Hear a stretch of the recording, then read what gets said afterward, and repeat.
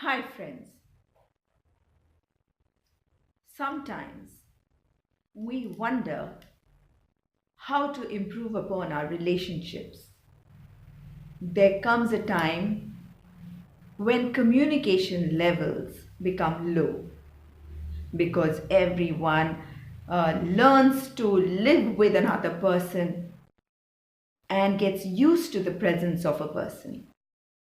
However, there are umpteen examples when we tend to neglect each other, when we feel that we can take each other for granted to such an extent that it really will not make a difference even if we don't work on our relationship. That is not true. There are ways and means of remaining in touch with each other's feelings, even when one has learned to live with a person. Don't take a person for granted. When you begin to take a person for granted, you tend to ignore the fact that the other person could probably be getting hurt by your words. Sometimes you tend to condemn a person without meaning to do so. At other times, you might be doing so deliberately. However, I am talking about those situations where you are frustrated and you vent your anger on your partner. Well, partners, of course, should understand and be accommodating enough to realize the problems of one's partner. But it doesn't always happen this way. And it is very important to understand that in today's time and age, no one person is going to accept being put down or condemned for a long time. You might understand that your partner is venting his or her frustration on you, but you are not necessarily going to be able to accept it for too long. And why do it anyhow? Relationships are formed not to be broken. Relationships are formed so that they are lifelong. That's what one expects them to be.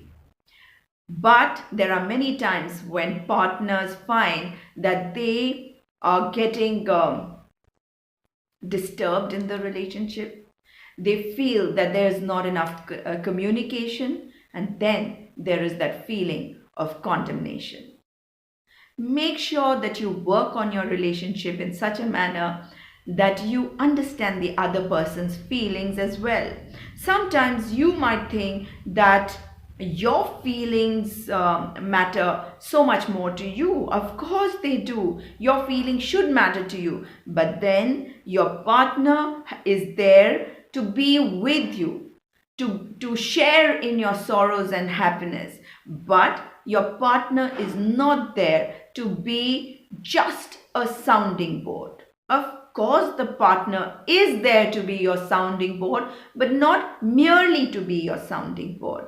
Make sure that you work on communication, you work on trying to understand what your partner feels, how your partner would feel if you are simply venting your frustrations on him or her all the time. It is important to do little things for each other when you are faced with situations of these kinds. There are many kinds of problems that your partner might be facing at work, and when your partner comes home, he or she expects to be understood.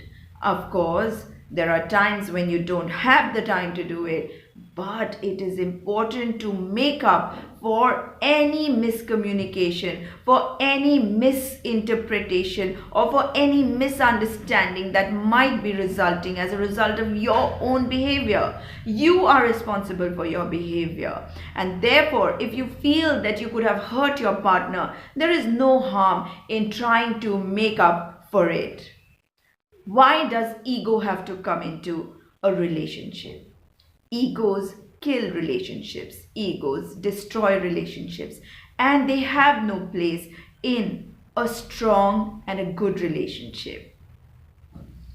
It is all very easy to say later that my partner should have understood that I was going through a tough time.